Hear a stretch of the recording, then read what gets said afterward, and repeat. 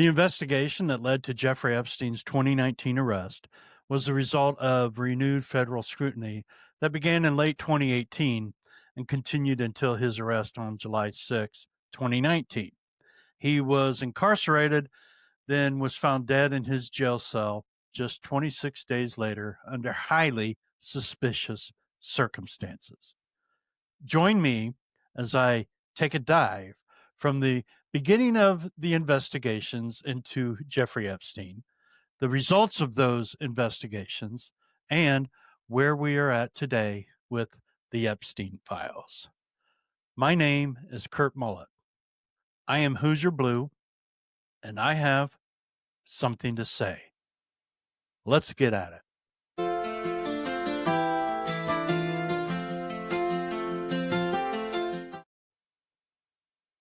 In 2005, Palm Beach Police Department began investigating Jeffrey Epstein due to accusations and information by many victims and eyewitnesses accusing him and others of sexual abuse of minors and a possible sex trafficking operation. They then referred the case to the FBI in 2006 due to dissatisfaction with the state level charges. The FBI and the U.S. Attorney's Office for the Southern District of Florida opened a federal file and began building a case, the Epstein Files.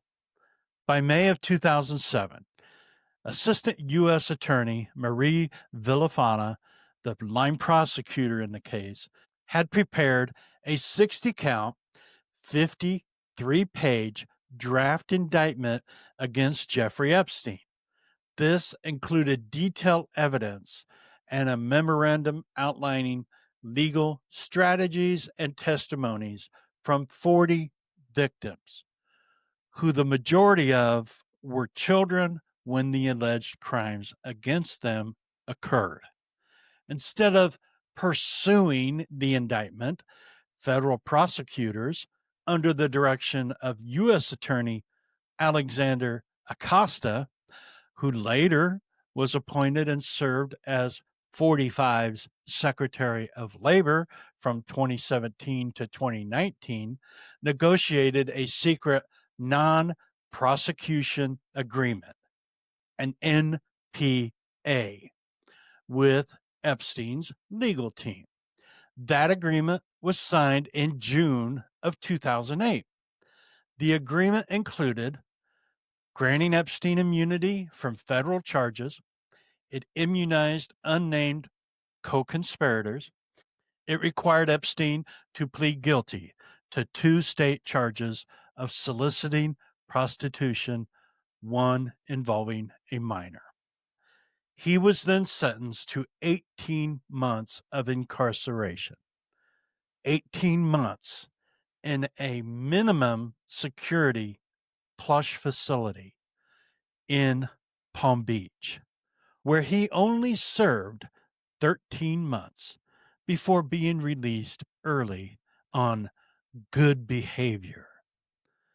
During the 13 months, he was allowed to leave the facility for 12 hours each day, 6 days a week, to work from his private office.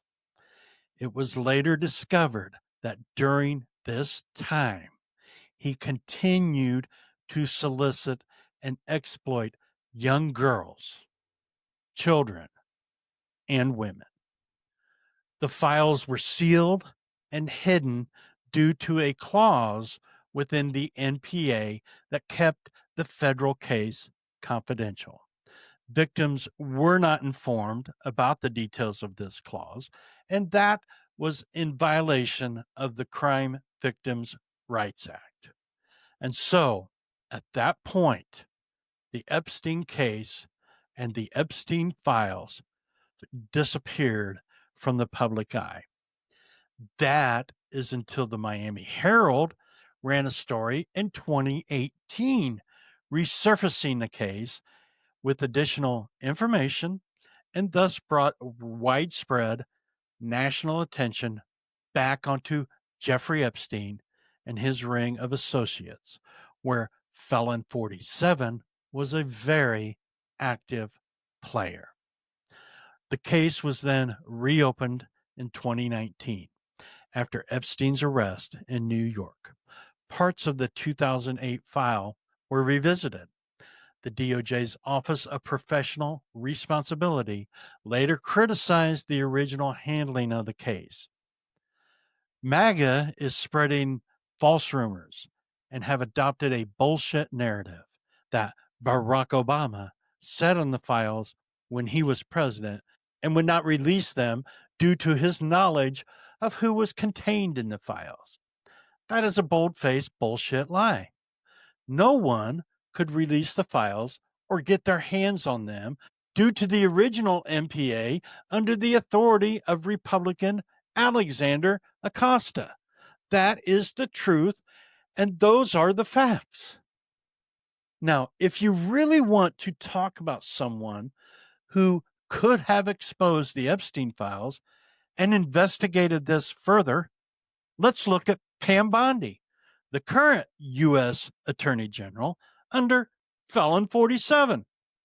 In 2011, she was elected Attorney General of the state of Florida. During her tenure, Bondi legally, as the state AG, could have reopened and pursued state-level charges against Epstein, especially given the fact that allegations of his sexual abuse of young girls, children, and women continued to be reported throughout this entire time. Many legal experts stated that Bondi had the authority to prosecute Epstein under Florida law, but she chose not to. Critics accused her of being willfully silent on the matter, despite growing public pressure and media scrutiny. So, when you want to accuse someone of sitting on the files, ignoring the facts and the evidence that have been compiled and collected surrounding the Epstein case and those involved, look no further than Pam Bondi. It's unbelievable. The Epstein file investigation is still ongoing to this day and has not been officially concluded. And this is why Joe Biden could not release the files and why in December of 2021, Epstein's associate, Ghislaine Maxwell, was convicted for sex trafficking of minors and sentenced to 20 years in prison. She has now been moved to a very similar facility that Jeffrey was originally put in, a plush minimum security facility where she is not allowed to leave, but she has been awarded the freedom to move about the facility freely as she feels on a daily basis. This move was granted by Felon 47. Now, in 2023, the House Oversight Committee launched a bipartisan investigation into Epstein's network and plea deals surrounding the case. This is the only lawful way the Epstein files can be forced to be made public, is by an act of Congress. Now, after the Oversight Committee began their investigations, the Epstein files became a hot talking point of the Trump campaign during most of 2024. On numerous occasions, the felon himself said, "Release the Epstein files," or "I'm going to release the Epstein files." Or he even said, "I'm going to consider releasing the Epstein files." He made all of those claims nationally. And both Don Jr. and Eric made public appearances demanding that the Epstein files be released, along with many other Republicans and associates of the Trump campaign, because this was one of those topics that they thought they could own the libs with. But of course, their absolute stupidity and arrogance of thinking the felon was not listed in the files and that he had no involvement with Jeffrey Epstein has now backfired in their faces. And they are now trying to backpedal up a steep hill on a one-wheeled bicycle. But we are not going to let them. Earlier this year, the committee released transcripts from the interviews with key figures, including former labor secretary and former attorney general in Florida, Alex Acosta, and subpoenaed documents from Epstein's estate. During a closed-door deposition with the House Oversight Committee on September 19th of this year, Alex Acosta was questioned about the 2008 MPA deal he had brokered with Jeffrey Epstein. That deal is now known as the Sweetheart Deal. Representative Melanie Stansbury of New Mexico recently made this statement after questioning of Alex Acosta had concluded. There were at least 40 minors who gave sworn statements to the FBI as part of the investigation before a decision was made in this case that they had been raped, abused, and trafficked. Over 40 minors. And the line prosecutor in this case wrote an 82-page memo to the leadership in the U.S. Attorney's Office recommending a prosecution. And she was so convinced, based on the evidence and interviews that she had taken and reviewed, that she drafted a 53-page indictment in this case. And what Mr. Acosta just told us is that based on his assessment of the case with his team, that he did not see sufficient evidence to move forward with prosecuting the case, that there were weaknesses in the case. When asked if he made the decision as to whether or not to fully prosecute this case, he took responsibility for it. He said it was the decision of him and his team. But when asked if he had directly reviewed the evidence itself in this case, he said that he had not actually read the statements of the victims. So let me just say this. Something doesn't smell right here. So let's get this straight.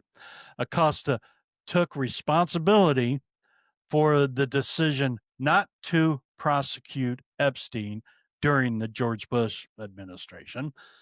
However, he admitted he had made that decision without reading any of the victims' statements himself. So he admitted that he determined that there was no reason to prosecute Epstein while not reading any of the actual goddamn testimonies. Are you fucking kidding me? And they want to blame Obama and Biden for this?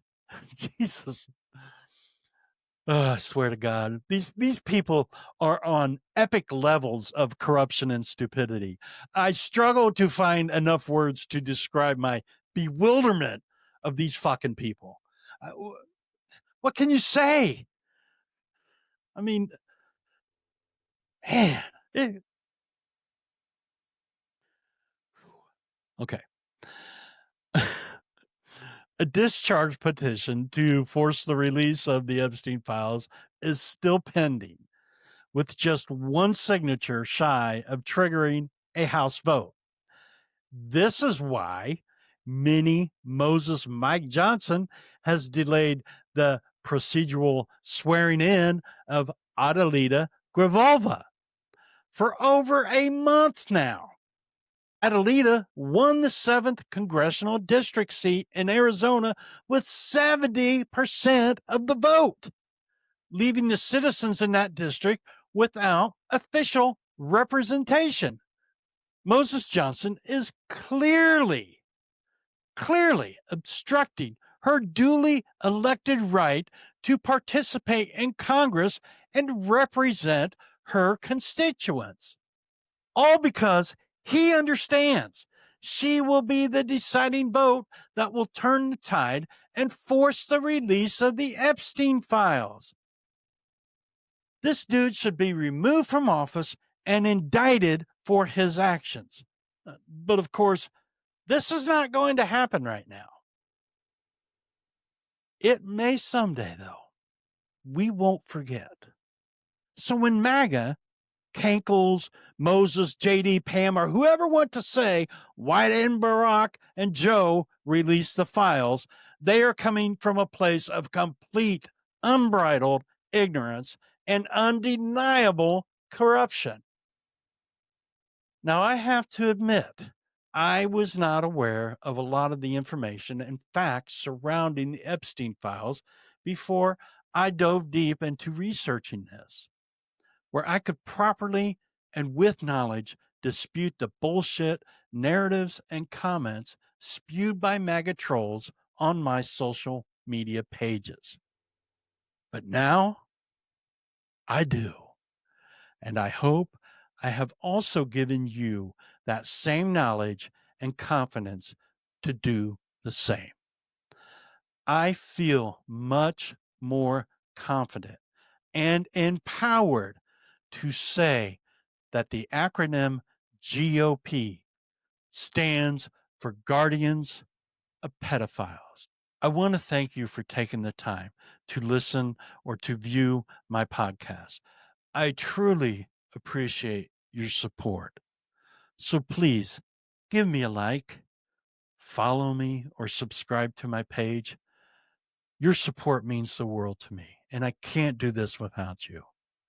And also, tell your friends, your family, and your coworkers about me. My name is Kurt Mullet. I'm Hoosier Blue, and I have something to say. I'll catch you on the flip side.